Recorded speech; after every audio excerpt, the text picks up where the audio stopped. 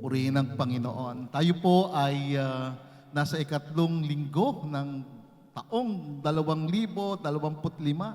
Bilis po ng mga araw. At lagi po nating ihanda yung sarili natin sapagkat hindi natin nalalaman ang pagbabalik ng ating Panginoon. Hindi natin alam yung araw na magkakaroon ng rapture, na isang araw kukunin tayo ng Panginoon and we will have that glorified body fashioned into His glorious body. Yun ang ating destiny. That's why we have this journey. Meron tayong journey o paglalakbay sa mundong ito. Dumadaan lang tayo sa mundong ito. At habang dumadaan tayo sa mundong ito, sinasamahan tayo ng Panginoon. And this is our prayer na yung presence ni Lord laging nasa iyo, nasa ating buhay. Ibabad natin lagi ang sarili natin sa presensya ng Panginoon. Because the presence of God is the most important person. Jesus is the most important person. And we need His presence. We need His glory. So today, I will preach on this subject about the glory. The glory of God's presence. Ang kaluwalhatian ng presensya ng Diyos. Pagka sinabing kaluwalhatian, ito yung kaningningan, ito yung kaliwanagan, ito yung karilagan, ito yung kadakilaan, ito yung kapangyarihan ng Diyos. So the glory of God refers to the manifestation of the fullness of God's divine nature, presence, and majesty in a manner that His people can experience. Ang kaluwalhatian ng Diyos ay tumutukoy sa kapahayagan ng kabuuan, the fullness, the revelation of the fullness of God's divine nature. Yung kabuuan ng Kanyang banal na kalikasan, ng Kanyang presensya, ng Kanyang kadakilaan, na maaring maranasan, ma-enjoy ng mga taong sumasampalataya sa Kanya, ng Kanyang mga anak. Na maaari mo maranasan yung presence ni Lord sa buhay mo. Sa paraan na ang Diyos ay nahayag. You see, the glory of God is the manifestation of His character, of His power, of His holiness, of His greatness. So yung kalikasang ito ng Panginoon, itong kapahayagan ito ng Diyos, ng Kanyang kaluwalhatian, ito yung Kanyang katangian, ito yung Kanyang character, ito yung Kanyang kapangyarihan, ito yung Kanyang kabanalan at kadakilaan. So ngayong umaga, nais ng Diyos sa iyo, sa bawat isa sa atin, na maunawaan natin itong kaluwalhatian ng Panginoon. Itong manifestation, itong fullness ng kalikasan, ng presensya ng Panginoon. Yung glory ng Diyos, maranasan natin habang tayo po ay dumadaan sa mundong ito. So tingnan po natin itong glory ng presensya ng Panginoon, itong kaluwalhatian na binubuo ng Kanyang kalikasan, ng Kanyang katangian, ng Kanyang kapangyarihan, ng Kanyang karilagan, ng Kanyang kadakilaan. So makikita po natin ito sa aklat ng Exodus, Kabanatang 33, talatang 18. Sinabi ni Moses sa Diyos, sabi niya, hiniling ko sa iyo na ipakita mo sa akin ang iyong kaluwalhatian. Ito yung nais ng puso ni Moses. Nais niyang maranasan yung kaluwalhatian ng Diyos sa kanyang buhay. And that is why si Moses lagi niyang pinupuntahan yung presence ni Lord. Lagi niyang kinakausap ang Panginoon. At sa pagkakataong ito, hiniling niya ang isang pinakamataas na kahilingan sa kanyang buhay. Ito ay ang kaluwalhatian ng Diyos. Ito ay ang kaliwanagan ng Diyos. Ito yung kadakilaan, yung kalikasan, yung kapangyarihan ng Panginoon. At sinabi ng Diyos sa kanya, talatang 19, aking pararaanin ang lahat ng kabutihan sa harapan mo, at aking ipapahayag ang aking pangalan, ang Panginoon. Sa ibang lingwahe ng pangalan ng Panginoon ay Yahweh. Aking ipapahayag ang aking pangalan, ang Panginoon, sa harapan mo. Ako'y magkakaloob ng biyaya sa kanino man na aking ibig pagkalooban. Ako'y magpapakita ng habag sa kanino man na aking ibig kahabagan. Ngunit kanyang sinabi, hindi mo maaring makita ang aking mukha sapagkat hindi ako maaring makita ng tao at siya'y mabubuhay. Walang sino man ang maaring makakita sa mukha ng Diyos na mabubuhay siya. Kaya sinabi ng Panginoon, hindi mo makikita ang aking mukha. At sinabi ng Panginoon sa talatang 21, masdan mo may isang dako sa tabi ko, at ikaw ay tatayo sa ibabaw ng bato. At samantalang ang aking kaluwalhatian ay dumaraan, aking ilalagay ka sa isang bitak ng bato at tatakpang kita ng aking kamay hanggang sa ako ay makaraan. Pagkatapos aking aalisin ang aking kamay, sabi ng Panginoon, at iyong makikita ang aking likod, subalit ang aking mukha ay hindi makikita. Sa Kabanatang 34, talatang 5, ang Panginoon ay bumaba sa ulap at tumayong kasama niya roon at ipinahayag ang pangalan ng Panginoon. Ang Panginoon bumaba at ipinahayag ang kanyang pangalan. Ang Panginoon ay nagdaan sa harapan niya at nagpahayag. Ang Panginoon,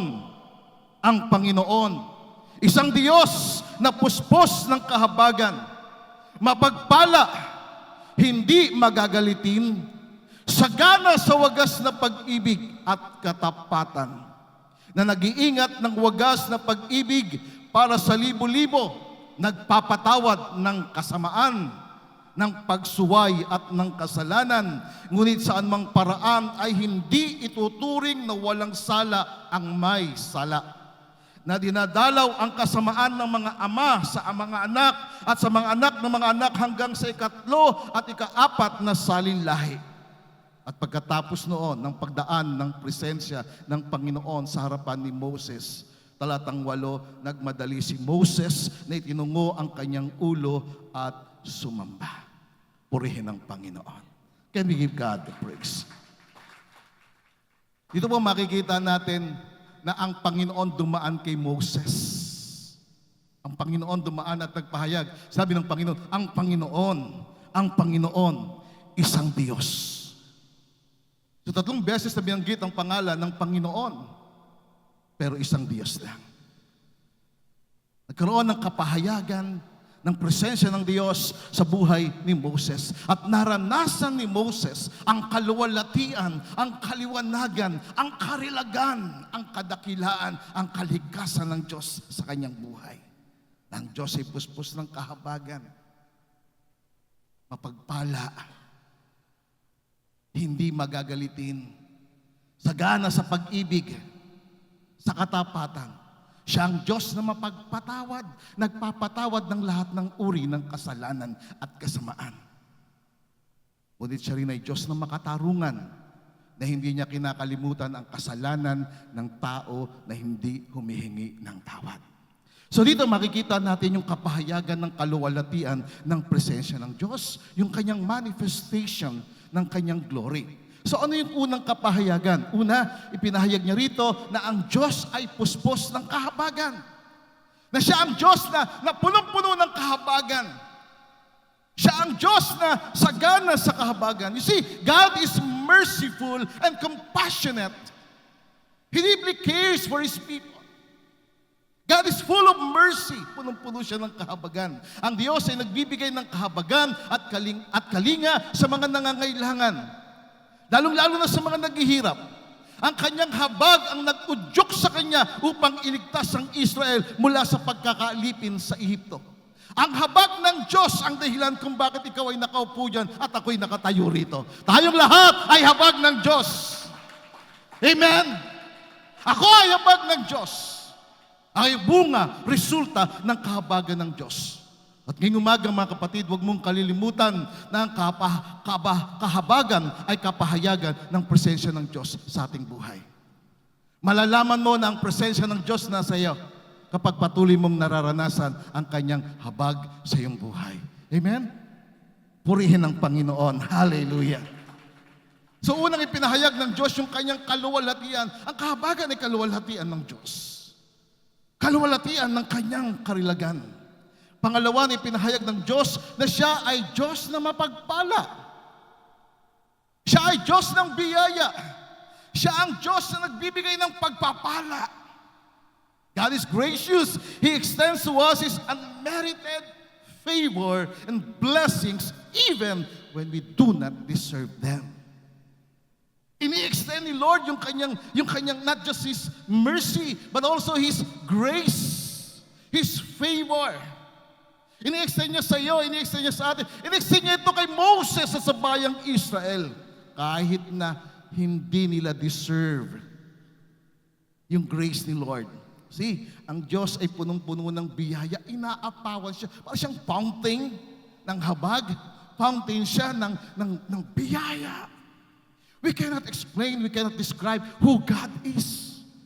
Because God is full of mercy, of compassion, of grace and favor. Na kahit na tayo ay hindi karapat-dapat, tayo ay kanyang kinahabagan at pinagkakalooban ng biyaya. You see, ang Diyos ay patuloy nagbibigay ng pagpapala bilang tanda o kapahayagan ng kanyang biyaya sa mga taong humingi ng kapatawaran at namumuhay ng matuwid. Patuloy na ang Diyos nag-extend ng biyaya ng Panginoon.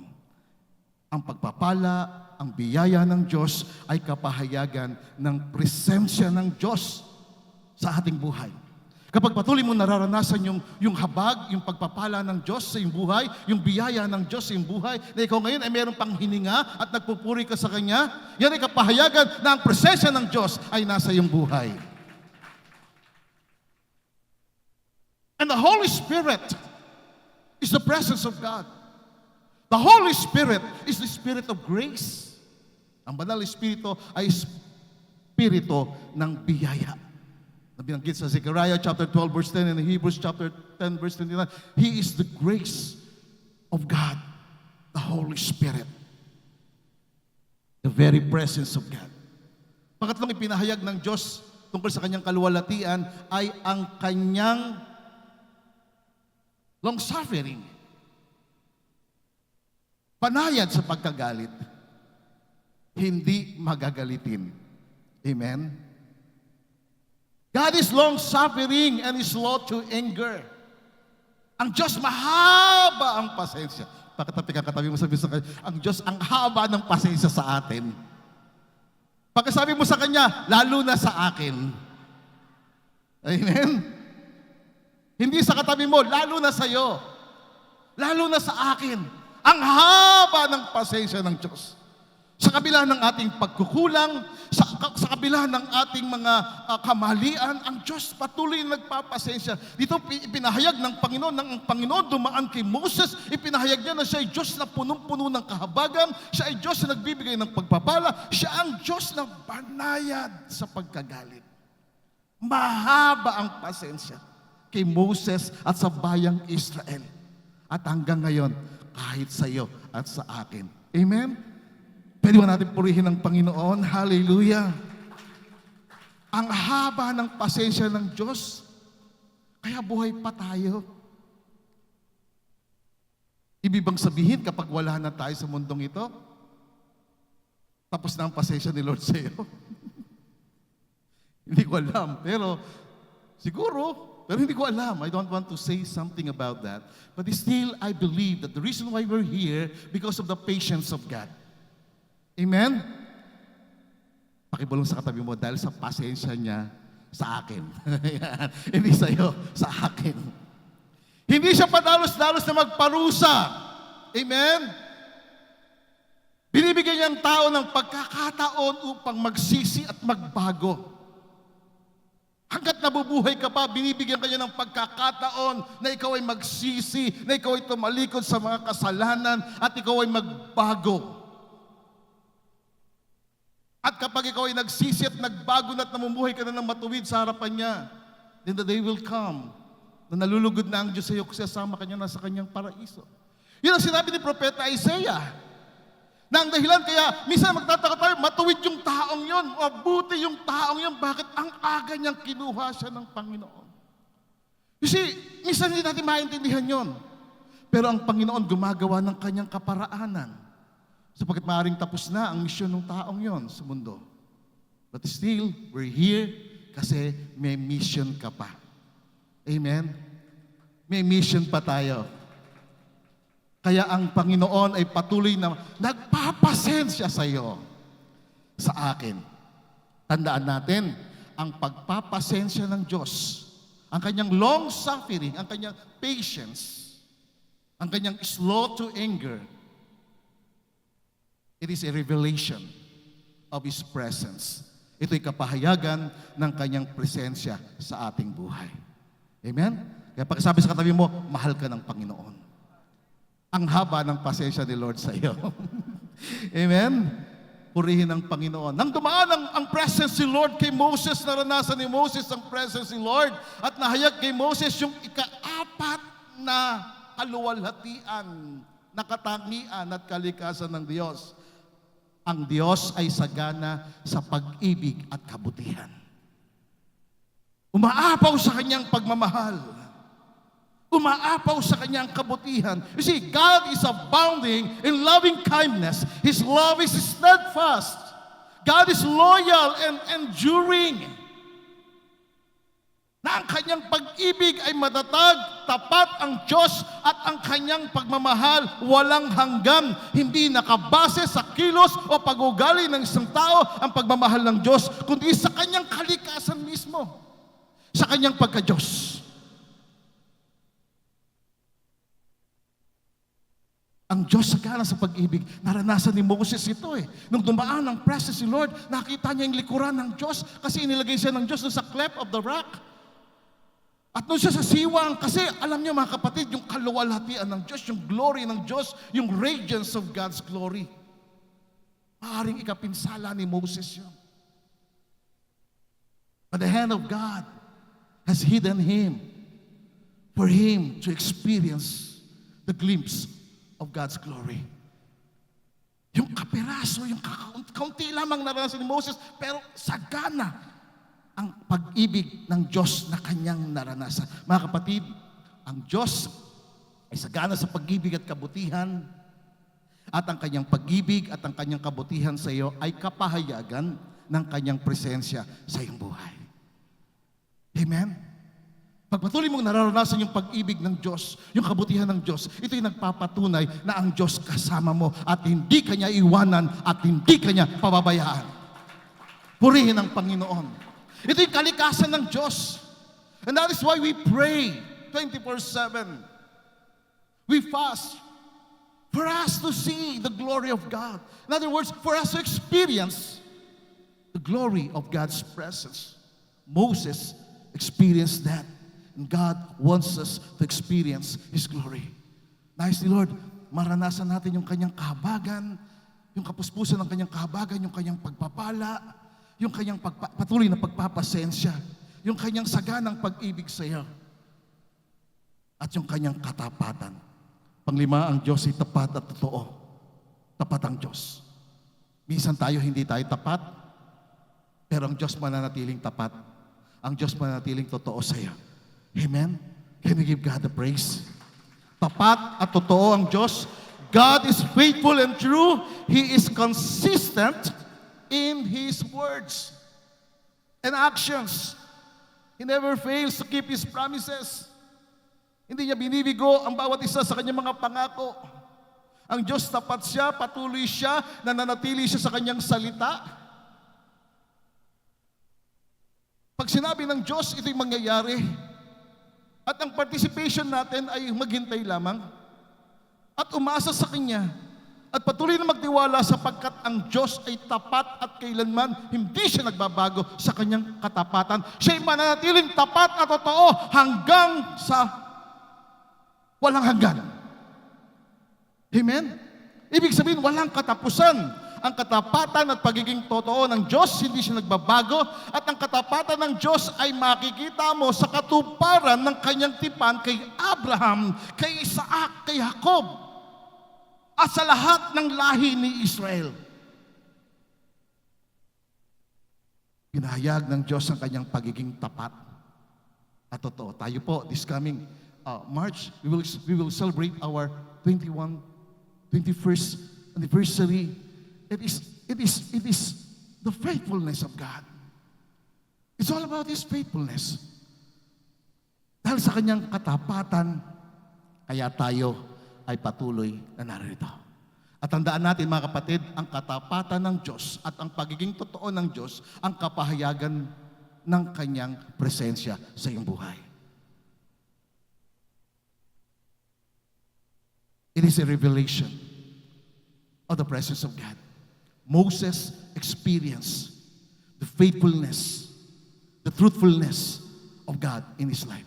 At tayo rin, araw-araw patuloy nating nararanasan yung katapatan ng Diyos. Amen? Na ang Diyos tapat sa Kanyang pangako, na ang Diyos ay nag-iingat lagi ng Kanyang mga pangako.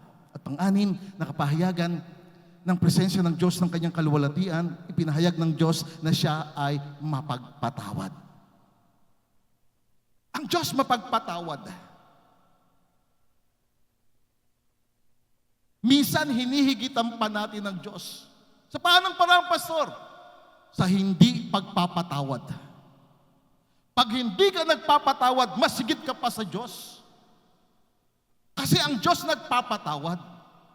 At ang isang taong hindi nagpapatawad, kailanman hindi magiging masaya. Bakit? Kasi malayo yung presensya ng Diyos sa Kanya. Ang presensya ng Diyos ang nagbibigay sa atin ng kasiguruhan, ng kagalakan ng buhay, sapagkat yun ang Kanyang kalikasan. In God's presence is fullness of joy. Amen? At kapag ikaw ay nagpatawad, dahil pinili mo magpatawad, mararanasan mo yung presensya ng Diyos. Forgiveness is not about feelings. Hindi dahil ayaw mo o feeling mo hindi ka magpapatawad. Forgiveness is a choice. Nung merong taong nangharas sa akin, galit na galit ako. But forgiveness is a choice. Pinili kong magpatawad sa Kanya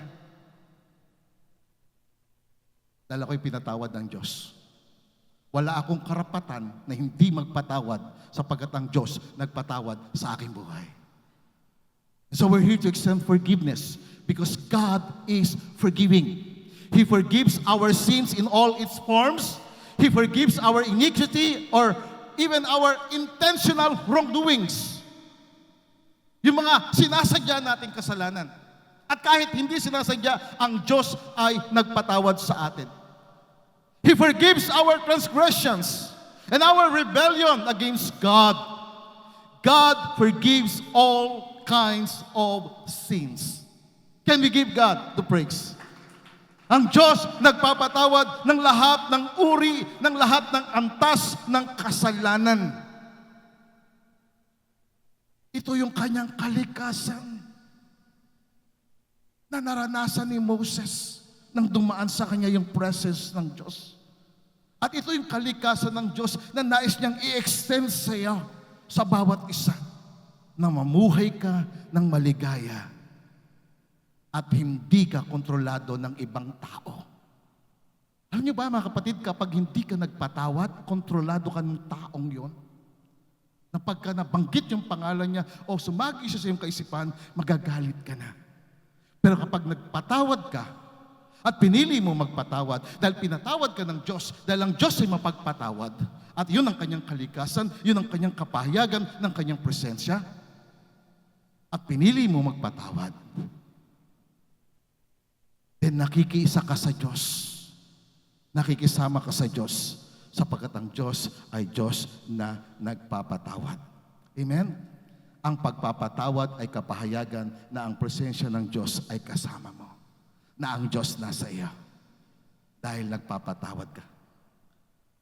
Kung hindi marunong magpatawad ang isang tao, wala ang Diyos sa kanyang buhay. Tandaan natin yan.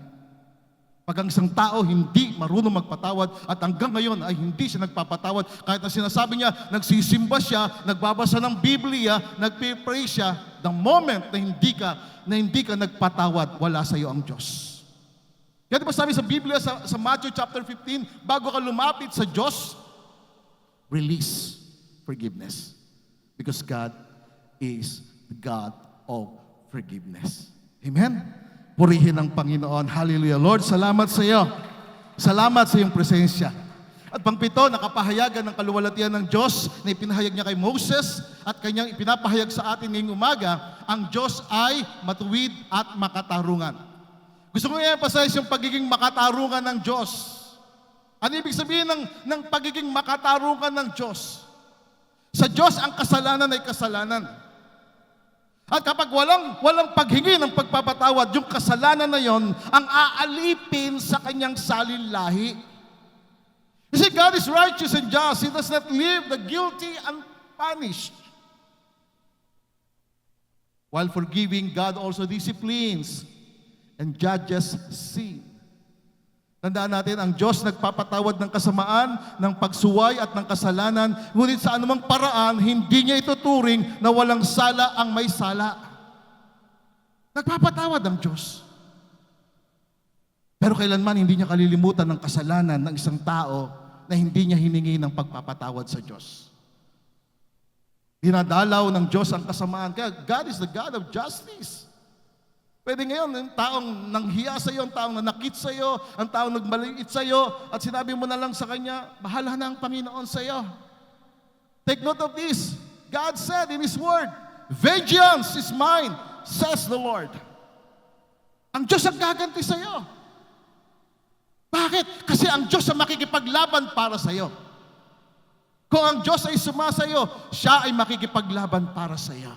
Ipagtatanggol ka ng Panginoon, hindi ka niya pabayaan. At ang katuwiran ng Diyos, mahayag sa iyo, ang katuwiran o katarungan ng Diyos ay kapahayagan na ang Diyos ay nasa iyo.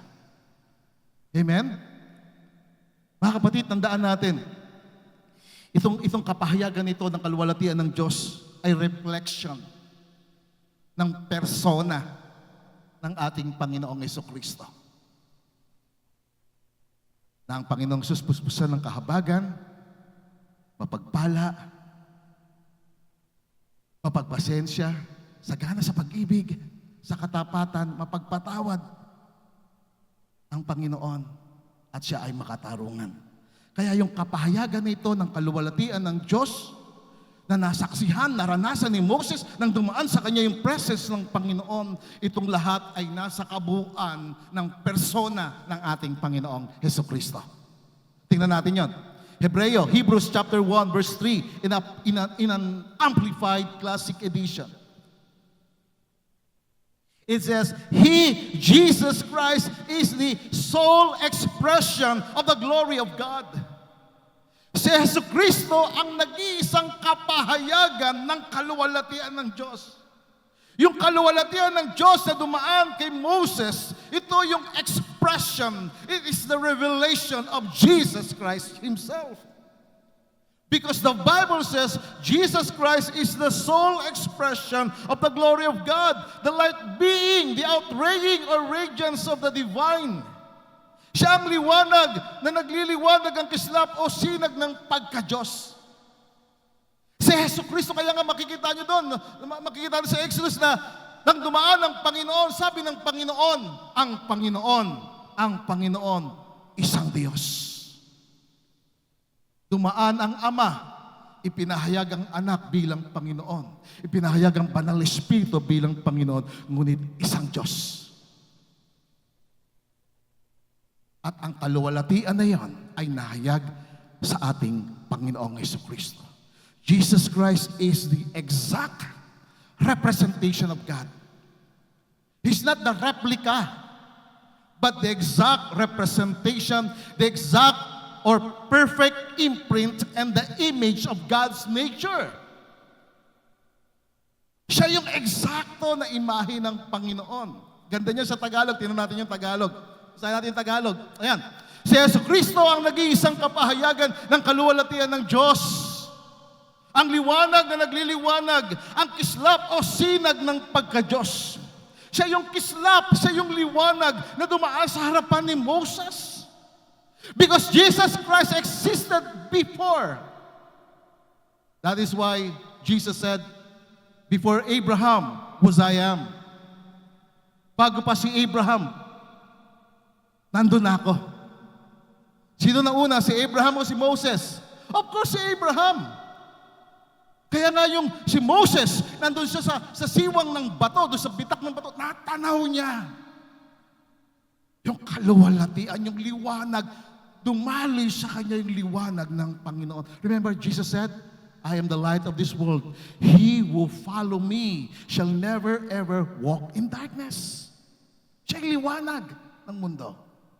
Siya ang kislap o sinag ng pagka-Diyos. Siya ang ganap na tatak at tunay na larawan ng kalikasan ng Diyos. Kanyang inaalalayan, pinapanatili, ginagabayan at pinapaandar, pinapasulong ang sansinukob sa pamagitan ng makapangyarihang salita ng kanyang kapangyarihan.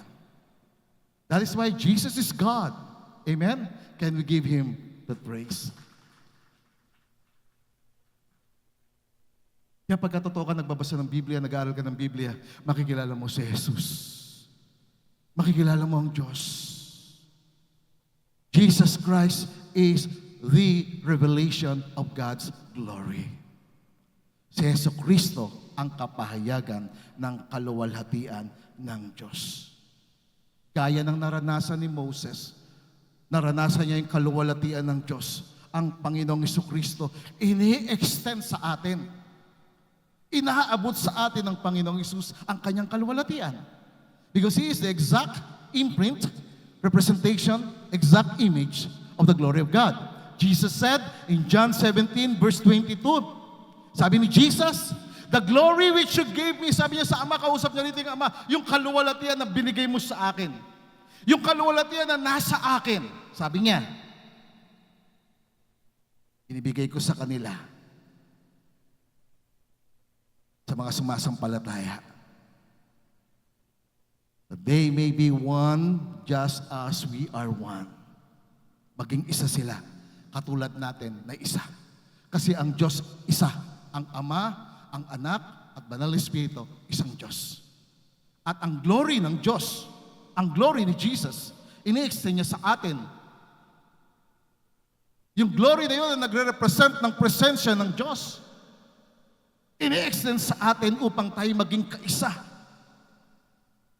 ng Diyos.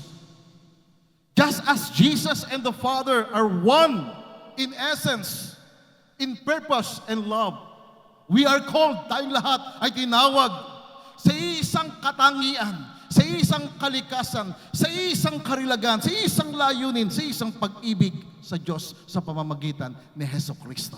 Amen? Hindi ba mabuting balita yon? Can we give God the praise? Magandang balita yon.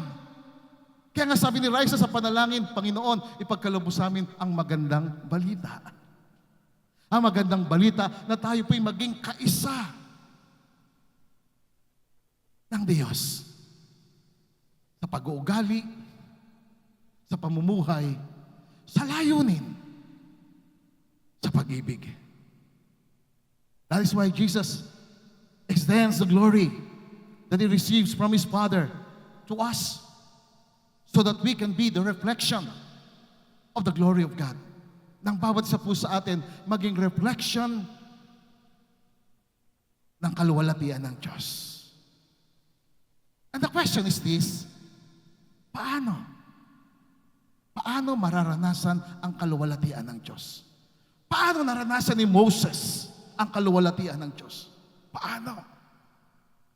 Paano tayo na ordinaryong tao? Pastor, hindi naman ako nakatapos ng pag-aaral. O isang ordinaryong nanay lang ako, ordinaryong tatay lang ako. Ako isang ordinaryong anak. Paano ko mararanasan yung naranasan ni Moses? Paano ko mararanasan yung kaluwalhatian ng Diyos sa aking buhay? Remember, Jesus said, John 17:22, binibigay niya, ina-extend niya yung kanyang kaluwalhatian sa atin. But for us to experience the glory of God's presence, ano dapat natin gawin? First, we must stand on the rock of our faith. Kapatid, tumayo ka sa ibabaw ng malaking bato ng iyong pananampalataya. Tumayo ka. Manindigan ka kay Jesus. Tumayo ka sa bato. Ang bato ay tumutukoy sa katatagan. Tingnan natin yon. Moses said to God, Exodus 33 verse 18, "Please, Lord, show me your glory."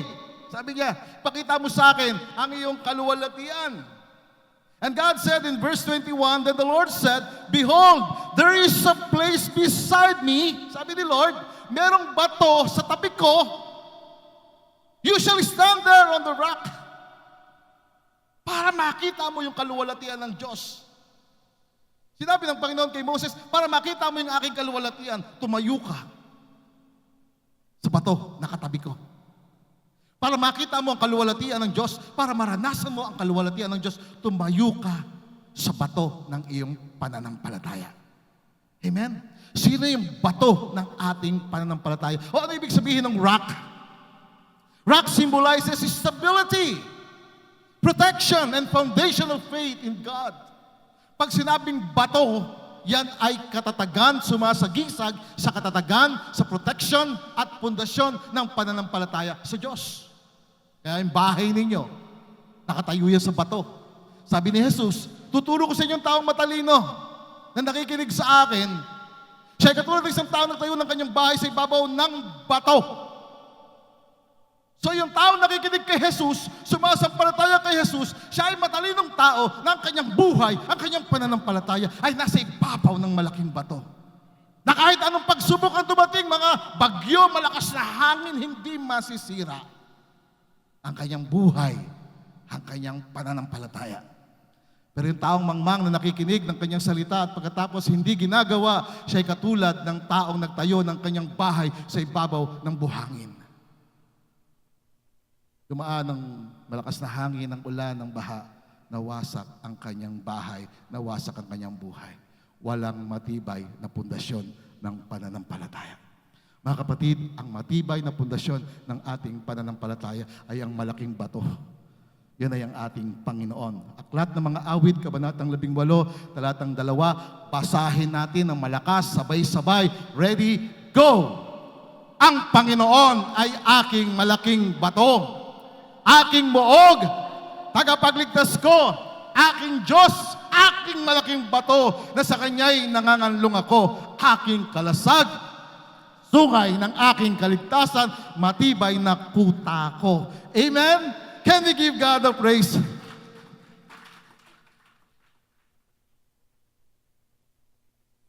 Purihin ng Diyos. Para maranasan mong kaluwalhatian ng Diyos, kaya ni Moses, tumayo ka sa bato ng iyong pananampalataya. Ibig sabihin, tumayo ka na kasama mo ang Diyos. Ang bato ay sumasagisag sa Diyos, sa Panginoong Jesus. In English version, it says, "The Lord is my rock, my fortress, my deliverer. My God is my rock." Kaya si Lord Rockers said, rock. "In whom I take refuge, my shield and the horn of my salvation, my stronghold." You see, the rock, mga kapatid, the rock represents security. A secure and unshakable foundation. Yun ang bato. Ang bato ay sumasagisag sa isang matatag at hindi nauuga na pundasyon. The rock points to Christ as the unshakable foundation of our faith and the ultimate revelation of God's glory. Si Jesus Christ yun. Kaya sabi ni Jesus sa Matthew, di ba? Matthew 18, sabi niya, Matthew 16 verse 18, "I will build my church on this rock." That rock is Jesus Christ Himself. Si Yesu Cristo yung bato. At para patuloy mong maranasan ang kaningningan, ang kaluwalhatian ng Diyos, tumayo ka kay Kristo. Si Kristo ang maging saligan ng iyong pananampalataya. Si Kristo ang pundasyon ng ating pananampalataya. Siya ang pinakamahalagang kapahayagan ng kaluwalhatian ng Diyos. Sabi ng unang Korinto, kabanatang 10, talatang 4, "At uminom din silang lahat ng inuming ibinigay niya dahil uminom sila ng tubig na pinaagos ng Diyos mula sa bato." And take note, ang batong iyon na sumama sa kanila. Yung batong yun ay buhay, sumama sa kanila. Take note, sabi ng Bible, that stone, that rock, goes with them. Ang batong iyon na sumama sa kanila ay walang iba kundi si Kristo.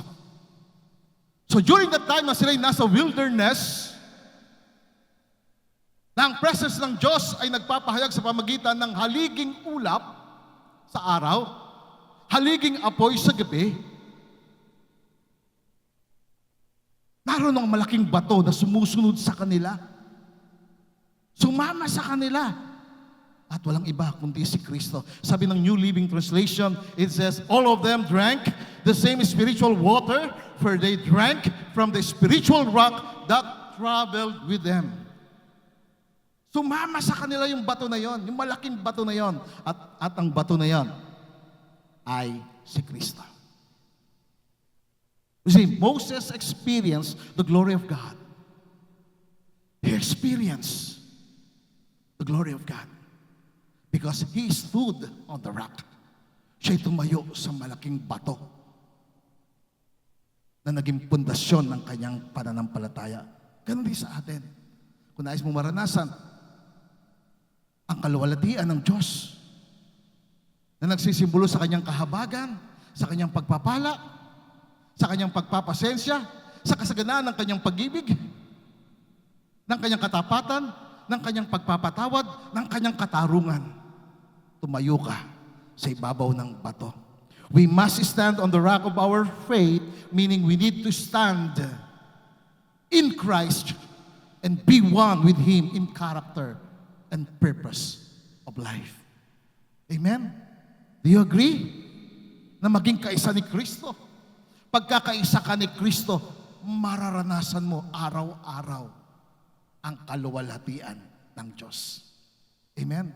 Mararanasan mo araw-araw ang kahabagan ng Diyos. Mararanasan mo araw-araw ang pagpapala ng Diyos. Mararanasan mo araw-araw ang pagpapasensya ng Diyos sa iyong buhay. Mararanasan mo araw-araw ang kasaganaan ng pag-ibig ng Diyos sa iyong buhay. Mararanasan mo araw-araw ang katapatan ng Diyos. Hindi lamang araw-araw, oras-oras, mararanasan mo yung pagpapatawad ng Diyos sa iyong buhay. Kasi marami tayong mga kamalian eh. Minsan may naisip kang mali, minsan may nasasabi kang mali, minsan may nagagawa kang mali. Patuloy na nagpapatawad ang Diyos sa iyo. Huwag natin kalilimutan, makatarungan ng Diyos. Pag may kasalanan, inaala-ala niya yan. Kaya patuloy tayong magtiwala sa Kanya na maranasan natin ang Kanyang presensya. Tumayo tayo sa matibay na pundasyon ng pananampalataya. Siya si Kristo ang ating Panginoon. Amen? Purihin ang Diyos. Pangalawa, para maranasan mo ang kaluwalhatian ng Diyos sa iyong buhay araw-araw.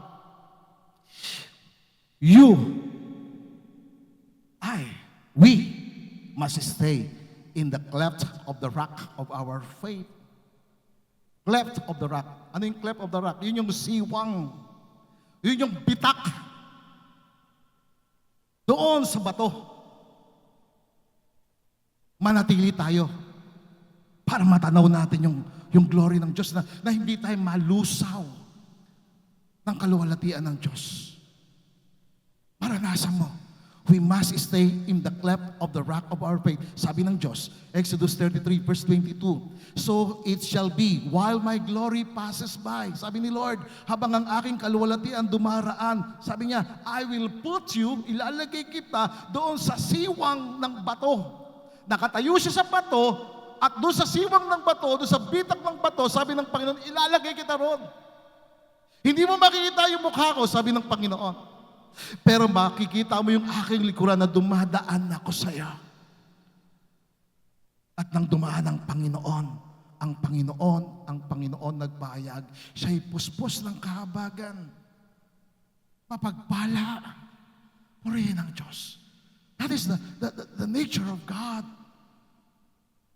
The character of God. Ito yung kalikasan ng Panginoon. Punong-puno ng kahabagan. Punong-puno siya ng pagpapala. Punong-puno siya ng pagpapasensya. Pinakita niya, pinaranas niya yung kay Moses. Sabi niya, my glory will pass by, and I will put you in the cleft of the rock, and will cover you with my hand. Sabi ni Lord, i-cover kita, tatakpan kita ng aking kamay, habang ako ay dumaraan. Ilalagay kita, sabi ni Lord, sa isang bitak ng bato. Now listen carefully, mga kapatid. The cleft of the rock is the symbol of the finished work of Christ. Ang bitak doon sa bato na yun. Kasi yung bitak na yun ng bato, parang letter Y yun eh. Parang letter Y yun. Doon sa bitak na yun, ito ay nagsisimbolo, yung malaking bitak na yun. Yung bitak na yun, yung cleft of the rock, symbolizes the finished work of Christ. You will never experience the glory of God unless you stay in the finished work of Christ. It's all about faith. It's all about what God has done. Kung anong ginawa ng Panginoon. You see, the cleft of the rock protected Moses from the radiance of God's glory. The cleft of the rock provided safety kay Moses. Yung bitak na yon na nakasilip siya, na natanaw niya yung pagdaan ng kaluwalhatian ng Panginoon. Ito yung nag-ingat kay Moses para hindi siya maupos, makonsume ng glory ng Diyos. Kasi walang makatatagal sa kaluwalhatian ng Diyos. Sa kabanalan ng Diyos, walang makatatagal. Kaya nung dumaan yung presence ng Panginoon kay Moses, si Moses talaga yubuko siya ng kanyang ulo. Sumamba siya sa Panginoon. Hindi ka makatatagal sa presensya ng Diyos nang hindi ka luluhod at sasamba sa Kanya na magbibigay ng pagluluwalhati sa Kanya. Amen. When Isaiah saw the glory of God, he said to himself, woe. Sabi niya, woe to me. Sa aba ko, sumpain ako sapagkat ako isang taong marumi ang aking buhay. Nakita ko ang kaluwalhatian ng Diyos. Isaiah saw the glory of Jesus Christ. If you will read John chapter 12, he saw the glory of Jesus Christ. The glory of God. Because Jesus Christ is the exact representation of the glory of God. The cleft of the rock protected Moses or provided safety from the radiance, yung nakasisilaw ng liwanag ng Panginoon. The cleft of the rock symbolizes the cross and the death of Jesus Christ and provided the ultimate protection from the consequences of sin, refuge from judgment, and access to God's presence. Moses had an access to the presence of God because of the cleft in the rock. Because dahil doon sa siwang, doon sa bitak na yon na nagsisimbolo sa finished work of Jesus Christ. Kasi katulad ng pagprotekta ng Diyos kay Moses doon sa siwang ng bato, mula sa nakasisilaw, nakaluwalhatian at liwanag ng Diyos, ang kamatayan ng Panginoong Jesucristo doon sa krus ay nagbigay sa atin ng matinding proteksyon, ng kanlungan at daan tungo sa presensya ng Diyos. Romans chapter 5 verse 1, it says, having been justified by faith, we have peace with God through our Lord Jesus Christ, through whom also we have access by faith into this grace in which we stand and rejoice in the hope of the glory of God. Tignan natin sa Tagalog yon. Tayo'y itinuring ng matuwid sa pamamagitan ng pananampalataya. Mayroon na tayong pakikipagkasundo sa Diyos sa pamamagitan ng ating Panginoong Jesucristo. The reason why Moses experienced the glory of God because he stood on the rock. He stayed in the cleft of the rock. Same with us. Because yung rock na yon, ang bato na yon, ay pundasyon ng ating pananampalataya. At siya si Jesucristo, yung bato na yan.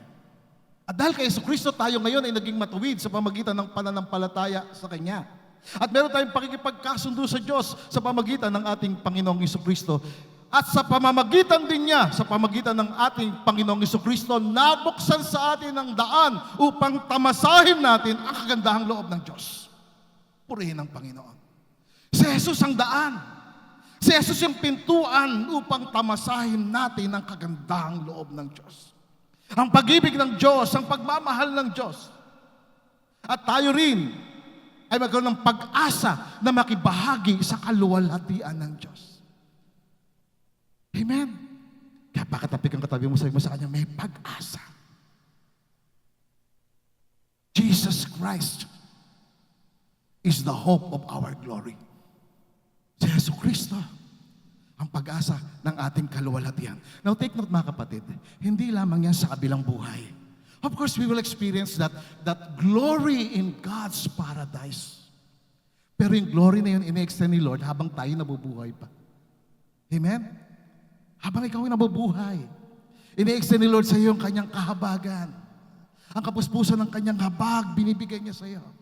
Ang kapuspusan ng kanyang pagmamahal, ng kanyang biyaya, ng kanyang pagpapala, ng kanyang pagmamahal, ng kanyang katapatan. Purihin ang Panginoon. Ang kanyang patuloy na pagpapatawad. We cannot explain all the goodness, the glory of God. Balikan natin si Moses. Exodus kabanatang 34, talatang 29. Nang bumaba si Moses sa bundok ng Sinai, nadala ang 2 tapyas na bato ng patotoo sa kamay niya. Habang bumababa siya sa bundok, makikita mo yung Moses habang bumababa sa bundok. Hindi yung Moses nung nauna, nadala niya yung 2 tapyas ng bato na nakita niyo sumasamba ang bayang Israel. Sa ibang Diyos, sinagis niya yung 2 tapyas na yun ng bato. Dahil sa kanyang galit. But this time, ibang Moses na ang bumaba mula sa bundok.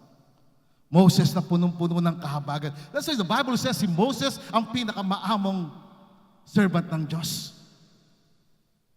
Bumaba siya na dala-dala niya yung habag ng Diyos sa kanyang buhay. Dala-dala niya yung pagpapala ng Diyos sa kanyang buhay. Dala-dala niya ang pagmamahal ng Diyos sa kanyang buhay. Dala-dala ni Moses sa kanyang buhay yung katapatan ng Diyos. Dala-dala ni Moses sa kanyang buhay yung katotohanan ng Diyos sa kanyang buhay.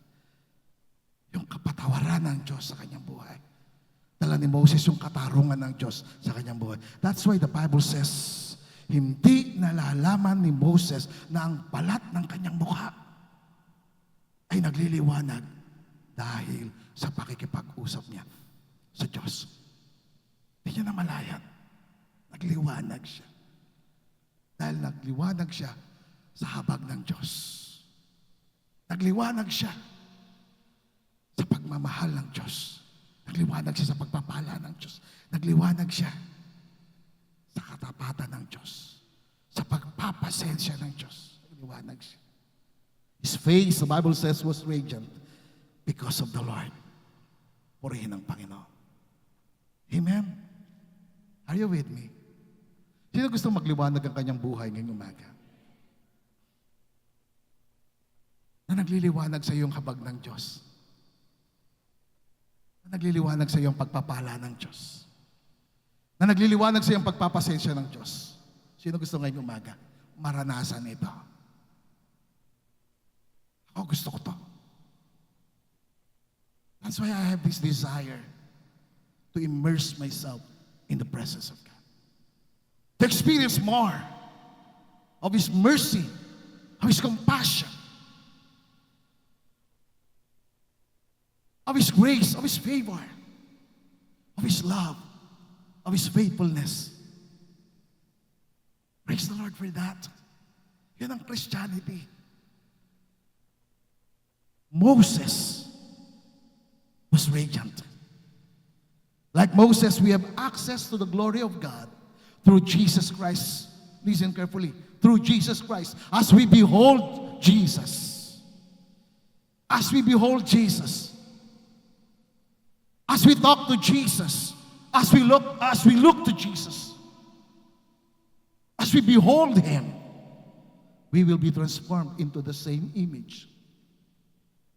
2 Corinthians 3:18 in the Amplified Bible says, and we all, tayong lahat, we all, with unveiled face, continually seeing as in a mirror the glory of the Lord, are progressively, take note of the word, progressively being transformed into His image. Progressively, unti-unti na tayo po ay nababago ayon sa kanyang imahe, na tayo maging kamukha ni Kristo. Na ikaw ay maging reflection ni Kristo from one degree of glory to another degree of glory. As we behold, as we talk to Him, as we worship Him, as we look to Jesus, we are progressively being transformed into His image from one degree of glory to even more glory that comes from the Lord, who is the Spirit. Another version in the Classic Edition, it says, and all of us, tayong lahat, walang maiwan, tayong lahat. Pakitabi ka katabi mo, sabi mo sa kanya, tayong lahat. All of us with unveiled face. Bakit unveiled face? Why we have this unveiled face? Because everyone who turned to the Lord Jesus Christ, ang bawat isa na bumabaling sa Panginoong Isus, ang bawat isa na tumatayo sa bato ng pananampalataya, ang bawat isa na nasa bitak, siwang ng bato na nagsisimbolo sa finished work of Jesus. Bawat isa na bumabaling sa Panginoon, yung veil, yung takip sa ating kaisipan, nawawala. Alam niyo ba lahat ng tao may takip? Merong covering sa kanilang kaisipan. Spiritual covering na minsan hindi nila maintindihan eh. Bakit hindi ko maintindihan ang Bible? Bakit ang ganda ng ano sinasabi niya, hindi ko maintindihan? Because there's a veil. And that is the veil of sin. Ito yung takip ng kasalanan. Kaya minsan may mga taong madilim ang kaisipan, may takip sila eh. But the moment you turn to Jesus Christ, the moment you look to Jesus, the moment you behold Jesus, that veil will be taken away. Naalis yung tabing, naalis yung takip. All of us, the reason why the Bible says all of us with unveiled face, because we continue to behold. As long as you continue to behold in the Word of God, sa salita ng Diyos, as in a mirror, ang salita ng Diyos ay ating mirror of the glory of the Lord, we are constantly being transfigured, being transformed into His very own image in ever-increasing splendor. Hallelujah. Ever-increasing splendor. We are being conformed to Jesus. Na tayong lahat maging kamukha ni Kristo. Ang ibig sabihin yun? Ang ibig sabihin nun, tayong lahat ay mapuspos ng habag ni Kristo. Tayong lahat ay mapuspos ng kaluwalhatian ng kanyang habag, ng kanyang pagpapala, ng kanyang pag-ibig, ng kanyang katapatan, ng kanyang pagpapasensya, ng kanyang pagpapatawad, ng kanyang katarungan. That we are being transformed, being transfigured from one degree of glory to another degree of glory in an ever-increasing glory that comes from the Lord, who is the Spirit. Na kapatid, galing ito kay Lord. Yung glory galing kay Lord. Ganda sa Tagalog, sabi dito, tayong lahat na walang talukbong ang mukha, na nakikita ang kaluwalhatian ng Panginoon, gaya ng isang salamin ay nababago sa gayon ding larawan. This is the ultimate goal of God for all of us, to be conformed into the image of Christ, for us to experience the glory of God, for us to be the carrier of the glory of God wherever we go. The glory of God's presence is with us. His mercy, His blessings, His patience, His love, His faithfulness, His forgiveness, His justice. As we look to Jesus, as we behold Jesus, as we stand on the rock of our faith, as we stay in the cleft of the rock symbolizing the finished work of Jesus, it's all about Jesus. Jesus is the center of it all.